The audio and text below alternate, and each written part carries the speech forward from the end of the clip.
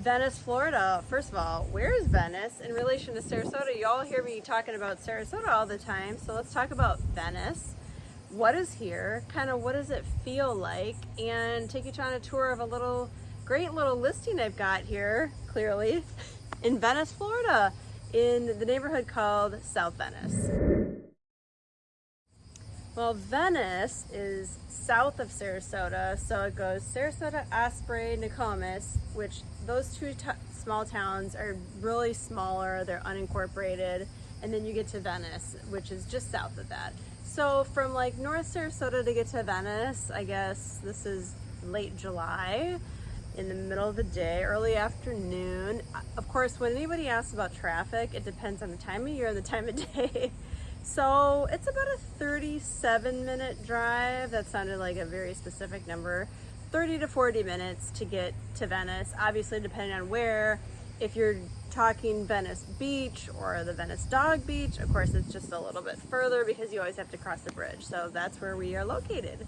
So Venice, Florida, as of 2022, had a population of about just over 27,000. So let's just say 28,000 people here in Venice. Not too big. It's actually really kind of a small town feel. And likewise, their downtown actually is more of like an old Main Street kind of feeling.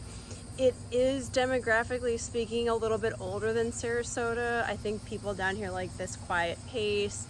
Lots of just still that old Florida feeling. So when you drive through the neighborhood of where I have this great little listing, South Venice, it's very much reminiscent of that old Florida style, just the single story, simple ranches, some 2 bedrooms, some 3 bedrooms, some 1 car, some 2 car, lots of carports. So it's just like that, middle income family kind of situation here overall.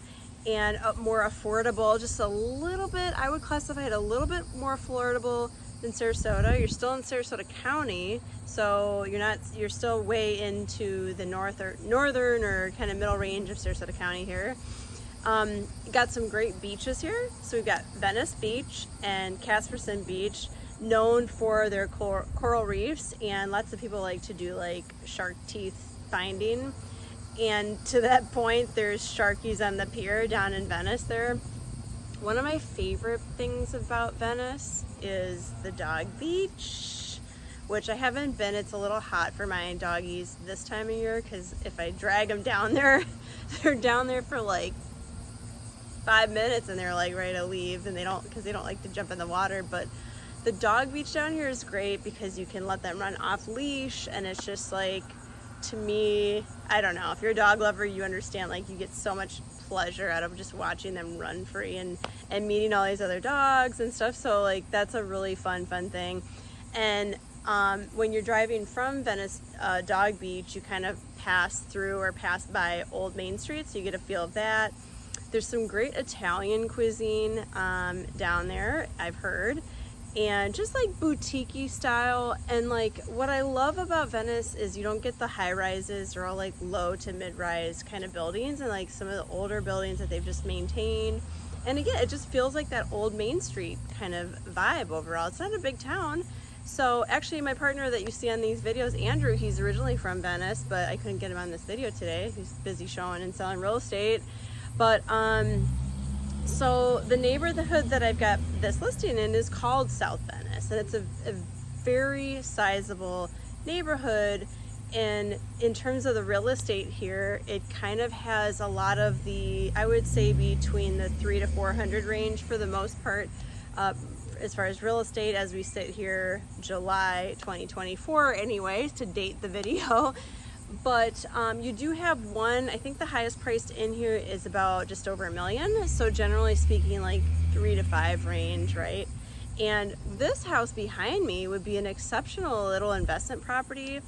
It needs work, and it's got, behind here is a little bit of a overflow from the lake. So it's not considered waterfront. Okay, let's keep it real. But this kind of opens up into a pond back there, and we've had some rain, so it's kind of sitting right there. So it is technically in a partial flood zone. This is the house behind me here, so you can see it. it's a partial flood zone, but the flood insurance is not too bad.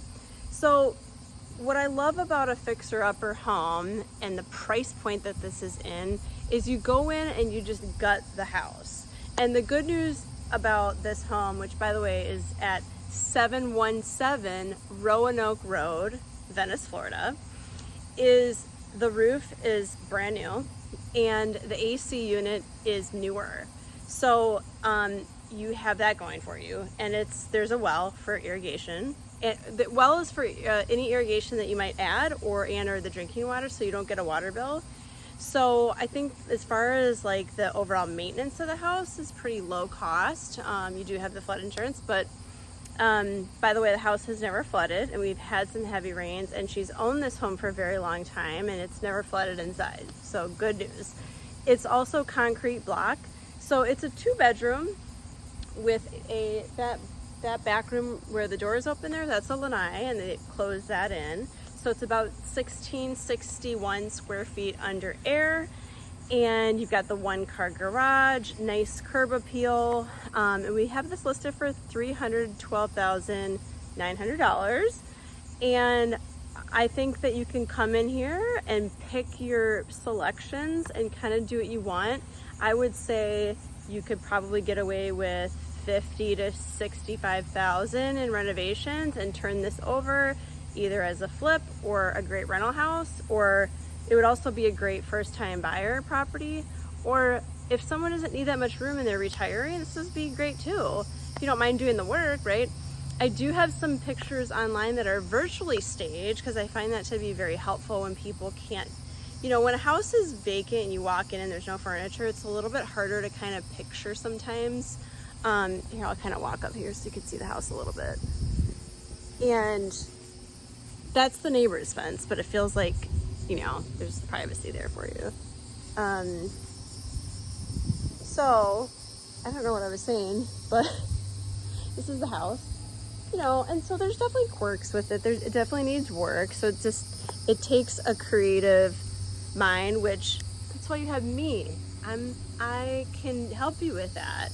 And if you just redo all the flooring, new cabinetry, new appliances, I got the vision, and you can make this back room into like a sunroom or a flexible 3rd bedroom. There's all kinds of great furniture options with like Murphy beds and things like that. There's a bunch of creative things that you can do with furniture that offer that room, it's right here, as a flexible living space, depending on your needs and depending on how many guests you have and kind of your family situation.